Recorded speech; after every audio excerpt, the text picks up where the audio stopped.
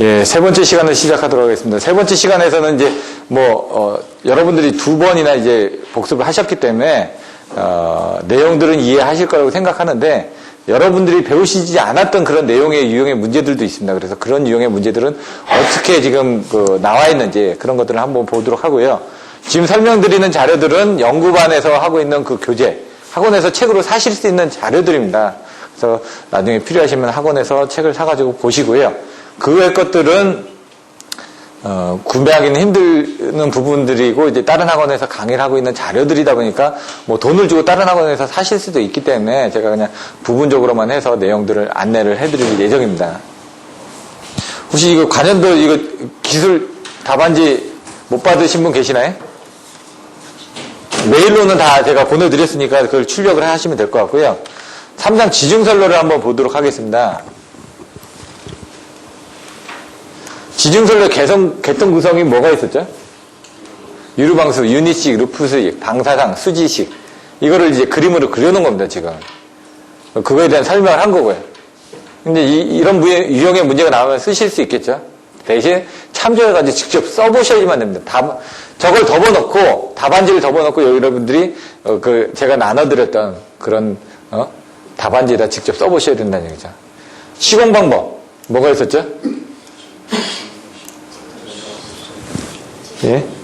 잘 안 들리는데? 예. 여기서 지중설로의 시공 방법 할 때 여기서 지중설로를 채용하는 이유가 뭔지, 이런 것들을 이제 답안지를 윤택하게 만들기 위해서 쓴다는 얘기죠. 여기 나오면 미밀 신고해가지고 무슨 법인지는 잘 모르겠지만, 미감, 밀도, 신뢰도, 보호, 예? 보안, 이런 식으로 내용을 써주시고, 그 다음에 포설 방법에서는 직매식, 관로식, 전력구식, 그림 그려주고 써주시면 되고요.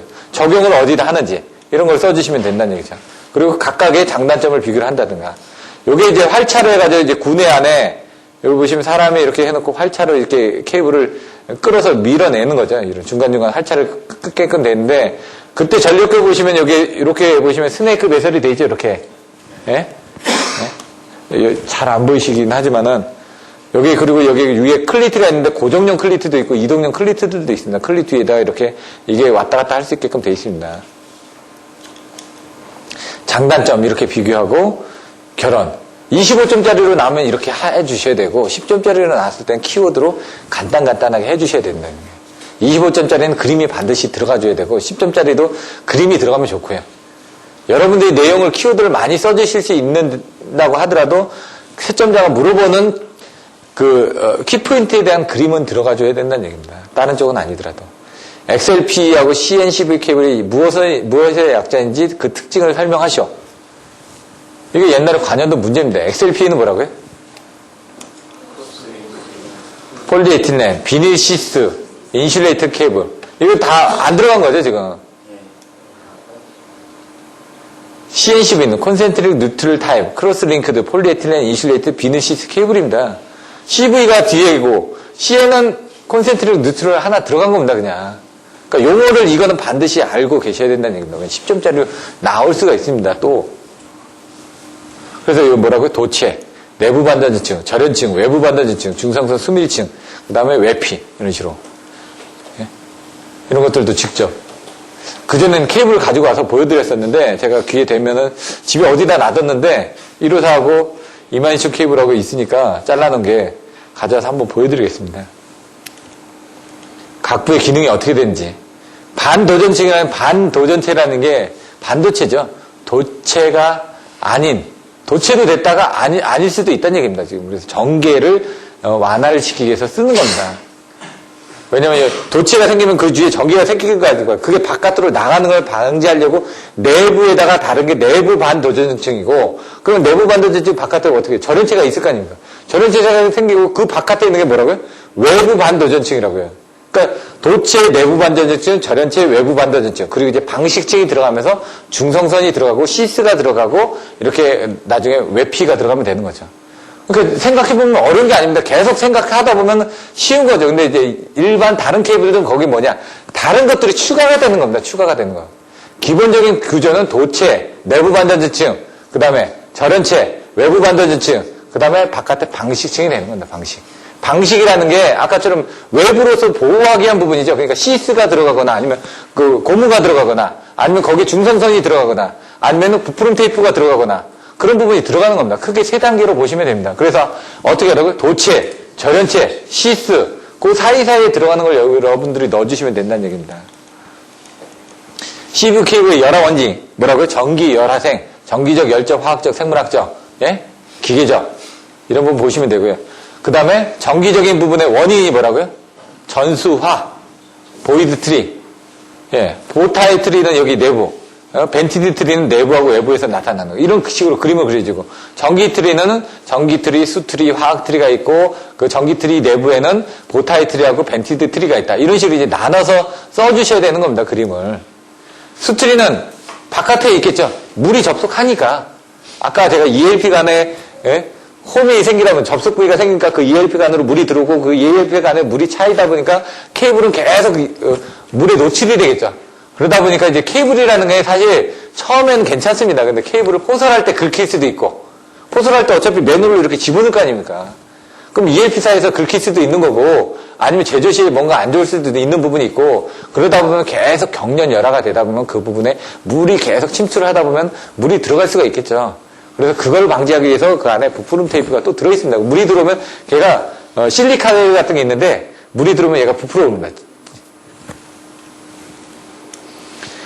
이런 건 넘어가고요. 이제 열화가 어떻게 진행되는지 이런 것들 이물질, 보이드 이런 것들 수분들에 의해 가지고 절연체가 방전이 일어나면서 전기트리, 수트리로 진행이 되면서 절연 파괴가 이루어진다. 이런 것들을 그냥 설명을 해주시면 되는 거고요. 열화 방지 대책 뭐라고 건매컴 천단반 건식으로 해라. 매 경계면을 매끄럽게 제작해라. 케이블에 물이 침투하지 않도록 컴파운드를 충진해라. 건매컴 첨가제를 취입하는데 어떤 절연체의 전압 안정대 등의 첨가제를 취입하여 전기의 집중을 방지해라. 왜? 전기라는 건 아까처럼 도체가 연결되는 부분에 이렇게 연결하면서 주변에 그 테이핑을 할 거 아닙니까? 테이핑을 하다 보니까 그쪽에 전기가 집중이 된다는 얘기죠. 그 부분에.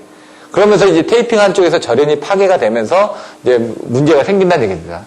그래서 거기다 볼테이지 이제 첨가제를 쳐가지고 전압이 고르게 걸리게끔 전기의 한쪽으로 집중이 되는 걸 방지한다는 얘기죠. 건배컴 단말 처리를 잘해가지고 끝에 연공한다면 케이블 붙이고 나서 연공은 납땜입니다. 납땜하고 나서 그 위에다 뭔가 이렇게 케이블 테이핑하고 나서 마지막에 열수축 튜브라도 이렇게 또 물 안 들어가게 또 하죠. 이렇게 해가지고 수분의 침투를 방지한다. 반도전층을 균일하게 배치해라. 건매컴 첨단반 반도전층이네요. 예? 그 다음에 공률 반경 등의 유지를 해가지고 기계적 스트레스에 유의해라. 방충 케이블을 사용해라. 예? CV 케이블의 전기적 특성의 VT 특성, 이건 피레기의 VT 특성하고 똑같은데요. 전압하고의 어떤 시간관계의 관계인데 열폭주 현상이라는 부분이 또 나오거든요. 얘도 마찬가지로 전기가 계속 가다 보면은 절연이 파괴가 된다는 얘기죠. 여기 보시면은 절연 파괴입니다. 시간과의 관계. 내인펄스 내전압 신호가 상형주파 내전압 신호를 확인한다. 기계 절연 강도는 설명을 드렸었죠. 내인펄스는 어떻게? 1.2 곱하기 50 마이크로세컨드인데 22,900 같은 건 몇 킬로볼트? 예? 125킬로볼트에 1.2 곱하기 50 마이크로세컨드입니다. 상용주파 내전압 시험 몇 킬로볼트? 50킬로볼트에 몇 분? 1분. 아까는 1.2 곱하기 50 마이크로세컨드인데 얘는 1분. 상형주파니까 1분간은 견뎌줘야 된다는 얘기죠. 그래서 걔는 22.9kV가 최고의 성간 전압이었죠. 예? 전격 전압이니까 거기에 2배 정도의 1분간은 견뎌줘야 된다는 얘기죠. 근데 125kV는 뭐 어떻게 될까요? 5배 되니까 걔는 아주 짧은 시간 동안 견뎌줘라 이거죠. 그 플래시 오버하는 그 부분에 대한 시간을 가지고 이제 그림을 그려놓은 게 전압별로 이렇게 시간에 따른 그림을 그리는 게 VT 커브라는 얘기고요. 피레기도 마찬가지로 전압에 따른 시간에 대한 부분이 그 열에 의해서 폭주가 뭐냐? 폭주기관차라는 영화도 있었죠. 축축축축 날려나가는 거. 얘도 폭주도 플래시 오버라는 얘기입니다. 터져나간다는 얘기입니다. 이렇게.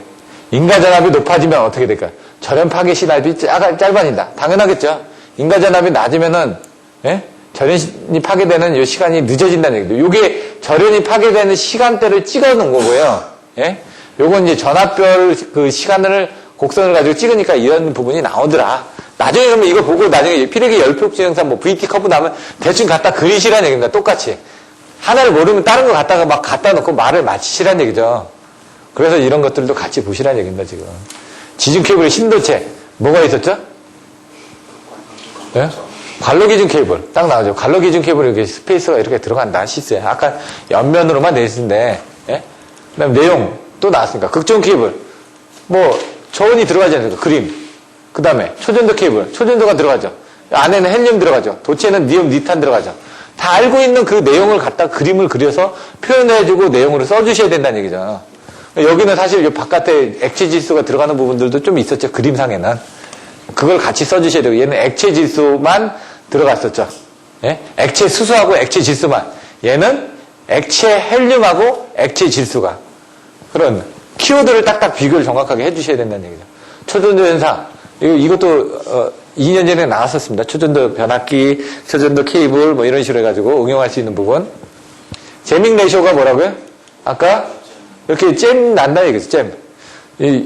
저기 보면은 그 광고 중에 A4가 잼 나니까 A4 복사기가 갑자기 로봇으로 변해가지고 막 난리 치는 것도 있죠.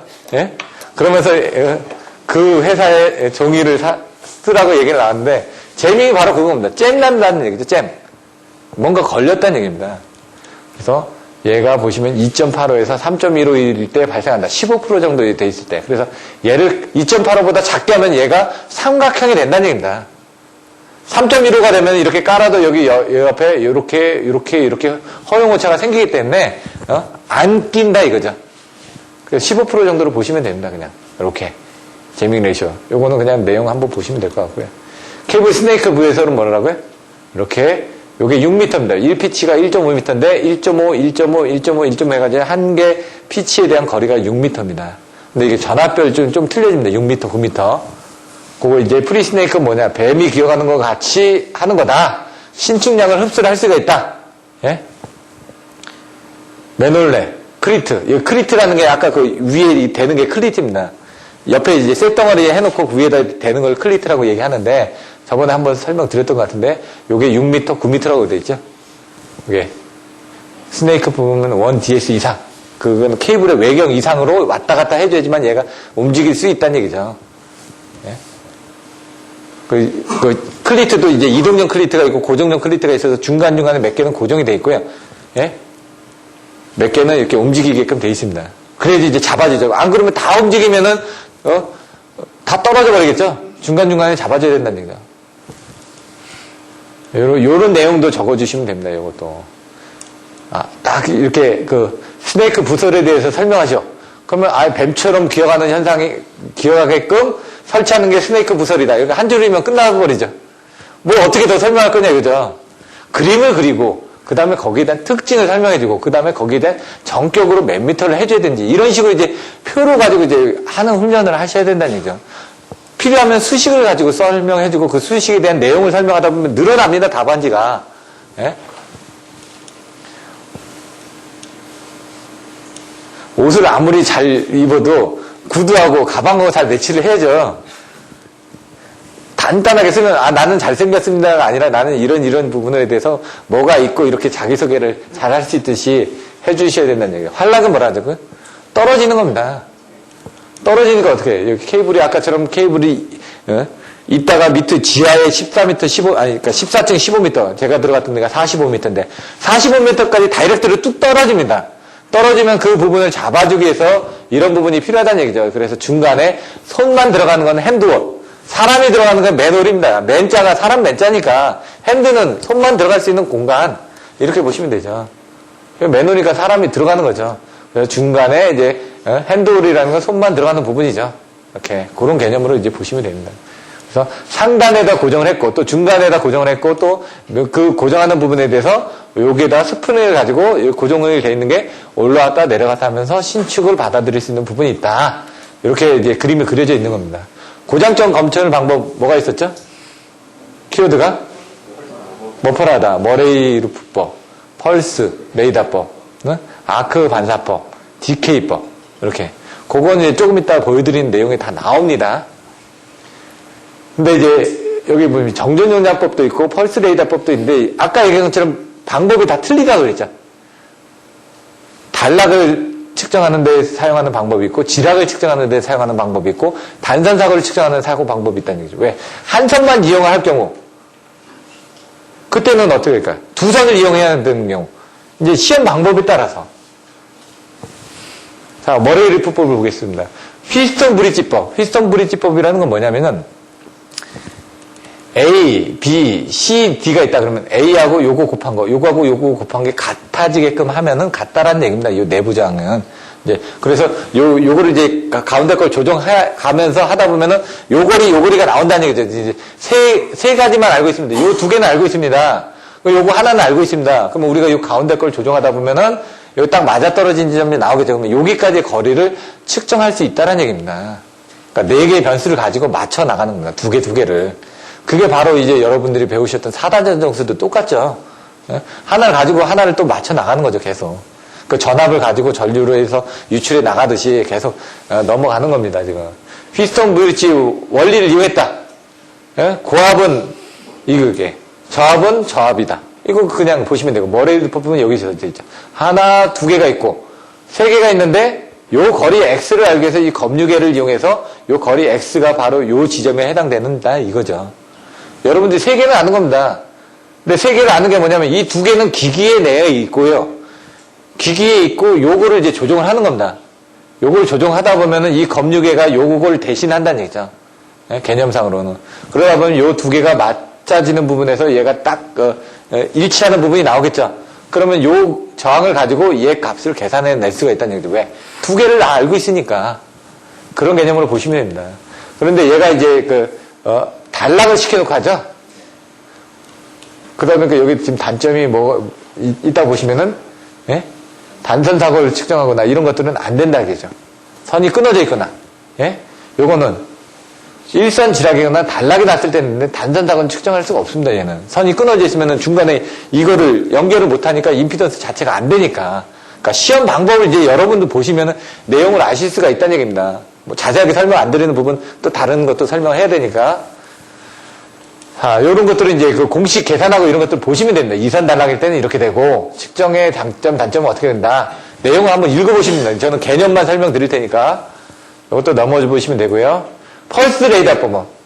그럼 펄스를 보낸다는 얘기죠. 펄스가 보내지면 다시 돌아옵니다.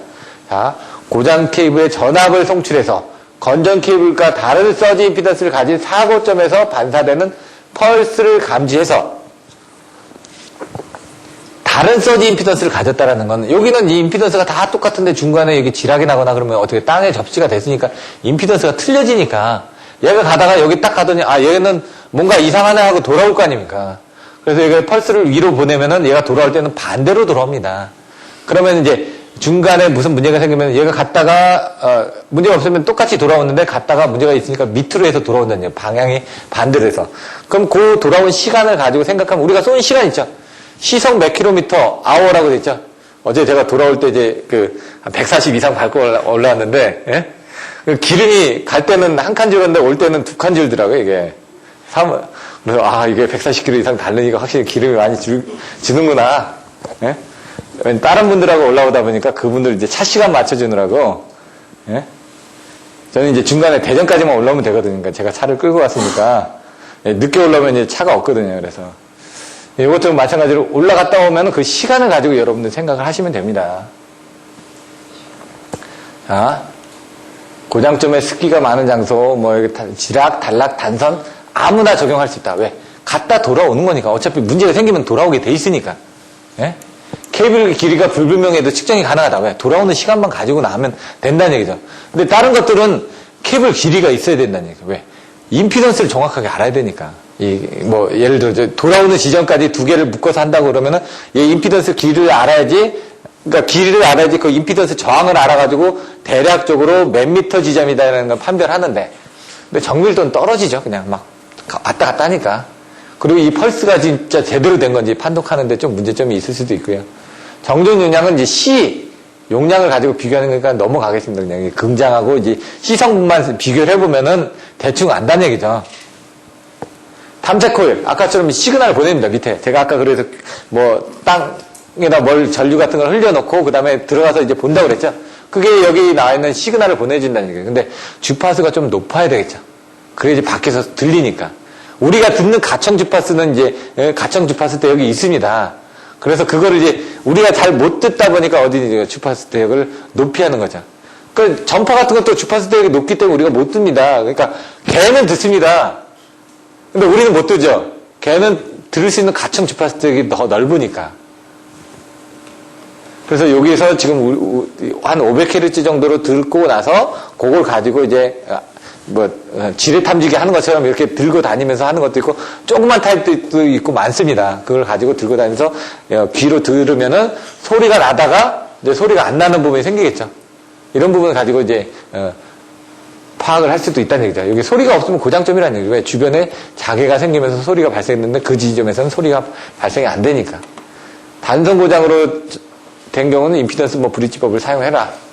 시스 유기전압 방지 대책. 뭐라고요? 예? 예. 이렇게 나와야죠. 그러니까 왜 이거 제목만 보여주고 답안을 안 해주지만 아까 다 설명드렸습니다, 여러분들한테. 근데 설명드렸는데 생각이 안 나는데 이 문제가 나왔을 때 여러분들 어떤 식으로 답안지를 쓸지를 계속 훈련을 하라고요. 머릿속에.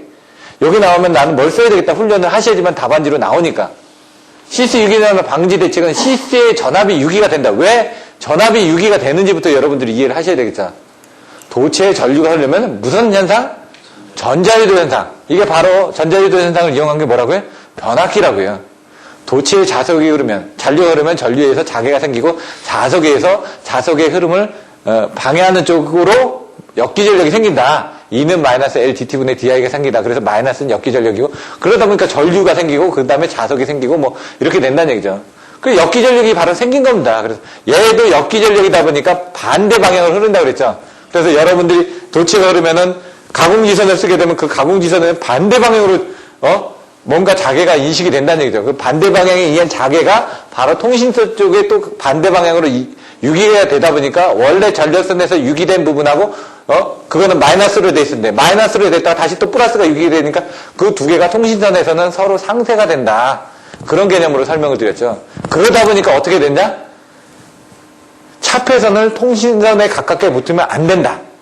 바로 전력선에 가깝게 붙어야지 그 차폐선에 에너지가 많이 인가가 되니까 통신선 쪽으로 인가되는 부분을 많이 감쇄를 시켜줄 수가 있는데 차폐선을 통신선에 가깝게 해주게 되면 얘가 에너지가 별로 없으니까 감쇄를 못한다 이거죠. 그리고 여러분들 보시는 가공지선이 다 전봇대 위에 가 있는 게 가깝게 붙이는 겁니다. 지금 통신선은 밑에 가거든요. 송전 쪽에서. 배전 쪽은 다 가죠. 근데 배전 쪽은 지금 보시면 지금 다 같이 갑니다. 근데 다행인 건 걔가 전압이 작으니까 거기 흐르는 자기가 또 작을 거 아닙니까? 그러니까 영향을 덜 미치는 거고 거기 쓰는 통신 케이블은 다 실드를 처리를 합니다.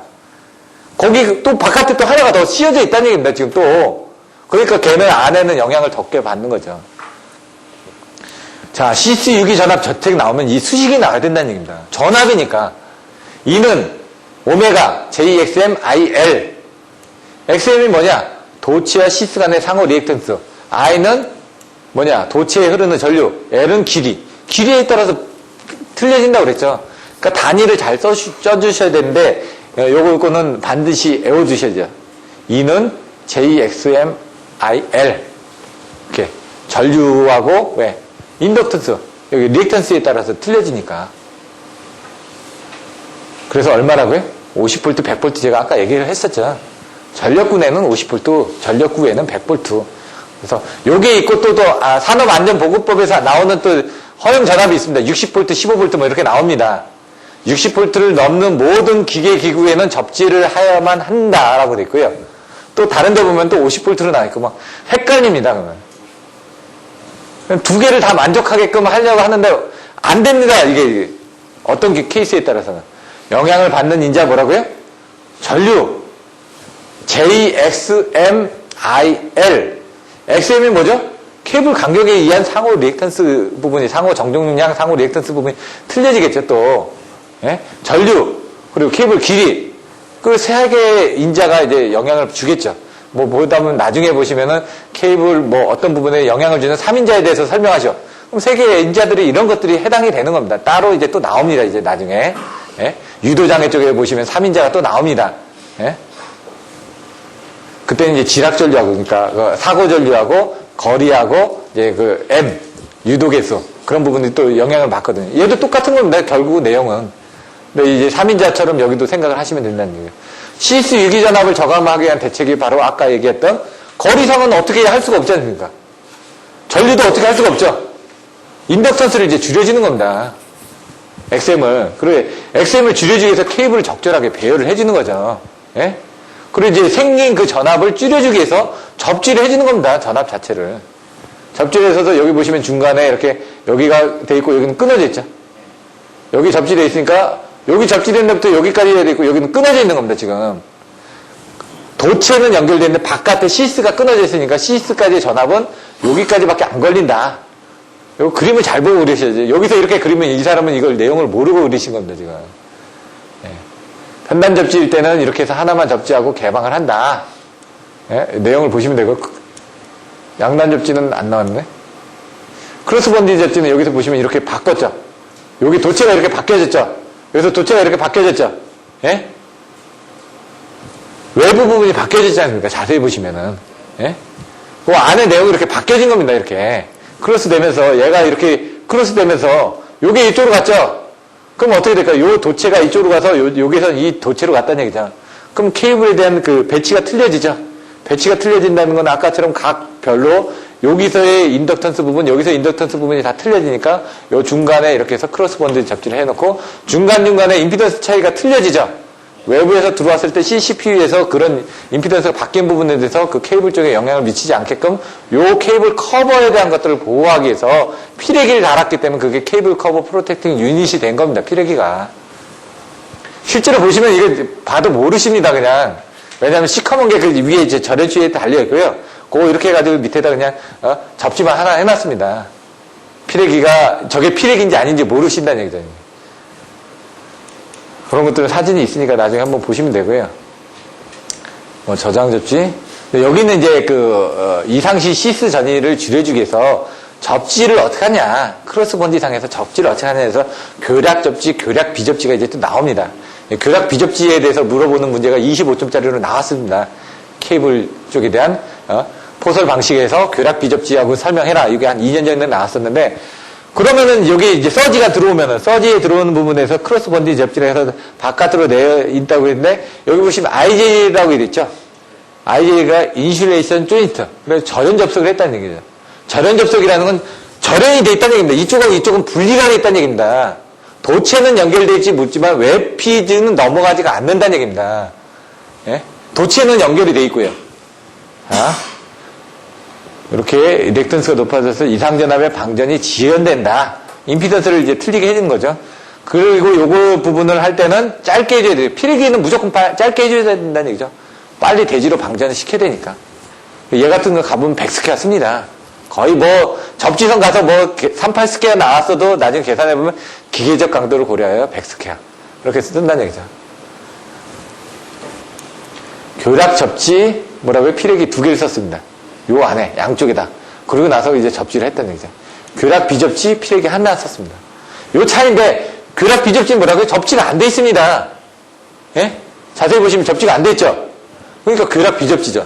근데 아까처럼 크로스 본디 접지만 했는데, 요거하고 요거 연결은 했는데, 비접지가 된 게 교략 비접지고요. 요거하고 요거 연결했는데, 그거 접지라는 게 교략 비접지라는 얘기죠. 그것만 생각하시면 되고, 그거에 대한 내용은 2개의 보호 장치를 사용해서 양단의 시스와 연결하고 대지와 접지하는 방식. 이건 시스가 연결돼 있는 거죠, 지금. 양단을 다 연결하다 보니까 이쪽으로도 치고 들어올 수 있고 저쪽으로도 치고 들어올 수 있으니까 2개를 달았다. 이렇게 이해를 하시면 되고요. 근데 이제 비경제적이다. 교략 비접지. 이렇게 되면은 접지가 안 돼 있으니까 나가는 부분이 없죠. 바이패스만 시키는데 그때 하는 부분만 양단에 급속시키는 바이패스 시키고 대지에 접지하지 않는다. 그래서 대부분이 뭐라고요? 과도전압 억제 효과가 뛰어나기 때문에 현재 이 방식을 많이 사용하고 있다라는 얘기입니다. 우리나라는. 그러면 이제 그래서 제가 교략 비접지에 대해서 물어봤다고 제가 얘기를 했죠. 우리나라에서 많이 사용하고 있기 때문에 물어본 겁니다, 지금. 사용하지 않는 걸 물어보는 게 아니라 많이 사용하는 걸 물어보기 때문에 여러분들이 이제 현장에서 했던 그런 부분들을 자꾸 안내를 해드리는 게 그런 유형의 문제들이 자꾸 나올 수가 있다는 얘기죠. 유전체 손이란 무엇이냐? 유전체에서 생기는 손실이 유전체 손실입니다, 지금. 네. 유전체 손이란 유전체를 전극간에 끼우고 교류 전압을 인가했을 때 발생하는 손실. 왜 전압이 인가됐을 때 발생하는 게 아까 전류가 발생하면서 손실이 생긴다고 그랬죠? 그러니까 전압을 인가했을 때 발생하는 손실이 유전체 손이죠. 유전체에다가 전압을 인가했을 때. 자, 그러면 이제 그게 바로 이제 C성분이 나온다는 얘기죠. 충전 전류. 예, 여기 보시면은 양단에 여기 유전체 부분입니다. 유전체. 요게. 유전체에다 전압을 인가하면 거기 전류가 흐르는데 그 유전체에는 안에 성분이 저항 성분과 이제 C 성분이 있다는 얘기죠. 그럼 저항 성분은 R 성분으로 이렇게 나오고 C 성분은 이 IC 성분으로 이렇게 나오게 되는데 여기 각도 이 델타가 예? 요 델타 요게 용어들이 헷갈립니다. 이게 델타 용어들도 대문자 소문자에 따라서 틀려지거든요. 이거 세타고 용어들이 자꾸 헷갈립니다. 베타도 있고 감마도 있고 감마도 요거랑 비슷하게 생겼죠. 자, 그러면 이 C 성분이라는 게 아까 그 정전 용량이라는데 그 부분이 바로 그 안에서의 어떤 견뎌지는 용량이라고 그랬죠. 콘덴서처럼 얘기하는데 그게 자꾸 커진다는 건 뭔지죠? 안에 뭔가 지금 그 늘어났다는 얘기입니다. 늘어났다는 거는 이게 손실이 늘어났다는 얘기인데 손실이 늘어났다는 건 안에 유전체에 대한 그 기능이 약해졌다는 얘기죠. 약해졌으니까 이게 늘어날 거 아닙니까? 그러면 얘가 각도가 벌어집니다. 이렇게. 그래서 우리가 측정하는 이 I 값이 어떻게 더 커지겠죠? 각도가 벌어진다는 건 사실 얘가 더 커진다는 얘기도 되고, 얘가 더 커진다는 얘기도 되겠죠? 근데 보시면은 얘가 커지면 어떻게 될까요? 얘도 커지죠? I 값 커지죠? 근데 각도는 줄어듭니다. 근데 얘가 커지면 각도가 커지죠? 그러니까 이 저항 성분이 더 커진다는 얘기죠. 그런데 IR이 적을수록 절연물의 절연성은 우수하다고 할 수 있는데 그 IR 성분들이 이제 늘어나다 보니까 각도가 벌어지는 거죠, 지금. 저항이 늘어났다는 거는 지금, 이 IR이 늘어났다는 거는, 예? 이쪽으로 흐르는 전류가 많아지는 얘기가 저항이 작아졌다는 얘기가 되겠죠, 어떻게 보면은. 예? 저항이 작아졌으니까 이쪽으로 물이 더 많이 흘러간다는 얘기죠. 구멍이 더 커져가지고 저항이 작아져서 물이 많이 흘러간다. 이렇게 생각을 하시면 되죠. 그런데 이걸 사인 델타로 이제 보면 됩니다, 이게. 예? 델타를 할 때, 예? 사인이니까 요거분에 이렇게 본다는 얘기죠. 예? 이거 좀 헷갈린데, 이거 보시면 코사인 델타는 2i 사인 델타지만은 요 WD는 이 상차각이 요게 적기 때문에 요거분에 요거를 이제 계산하기가 힘드니까 요거를 이제 계산해 보면 거의 똑같다. 탄덴 델타나 요거분에 요거를 해도 거의 큰 의미가 없다. 계산을 하기 편하게 하기 위해서 이렇게 한다라고만 이제 이해를 하시면 됩니다. 나머지 세부적인 내용을 읽어보시고요. 그래서 요거를 계산하게 되면 나머지의 유전체에서는 이렇게 계산이 된다. 그래서 이 탄델타를 쓰는 이유를 25점짜리를 물어봅니다. 사인 델타나 코사인 델타나 탄 델타나 거의 유사하기 때문에 탄 델타를 쓴다. 근데 코사인 델타나 사인 델타는 계산하기가 쉽거든요. 바로 나오니까. 탄 델타를 이용해서 계산한다. 왜? 이거분의 이건데, 예? 탄 델타는. 우리가 이 값은 이 값하고 이 값을 계산해야 되는데, 우리가 지금 IC하고 IR 값은 여기서 계산을 했지 않습니까? 그러니까 이거분의 이거니까 바로 나오지 않습니까? 측정한 값을. 그러니까 계산하기 편하니까 탄 델타를 쓰는 거죠. 탄 델타라는 건, 이게 또 헷갈리시니까, 그림을 옆으로 그려놓으니까 헷갈리시는 거거든요. 지금.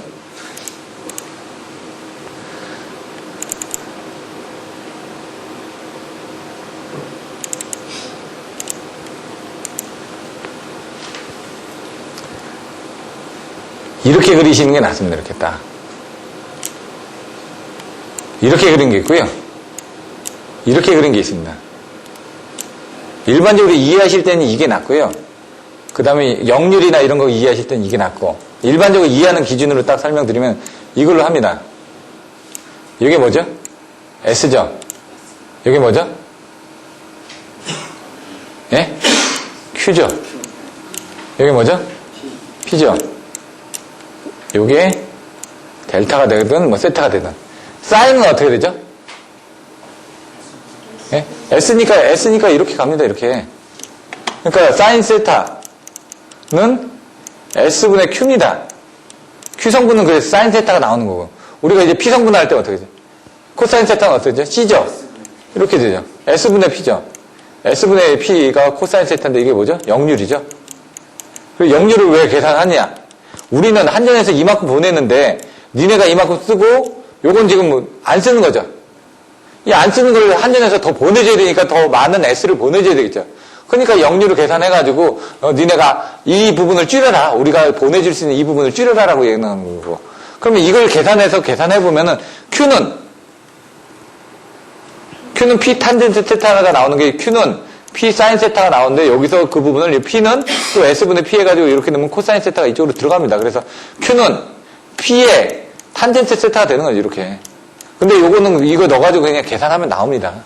요거는 지금 제가 여기다 쓰기가 불편해가지고 나중에 이제 여러분들 역률에서 할 때는 이렇게 나오는데 거기서 어떻게 되냐. Q를 올린다는 건 어떻게 된다는 거예요. 요걸 이렇게 증가를 시켰다. 그러면 어떻게 되죠? 한전에서 보내주는 이 P값은 고정인데 예?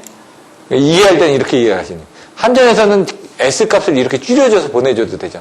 한전은 유리하니까 바로 요 역률을 줄여라. 세타를 줄여라. 그러기 위해서 어떡하냐. 니만큼이 이 Q를 니네 자체에서 공급해라. 그래서 항상 수용가에서 콘덴서를 투입을 하죠. 예?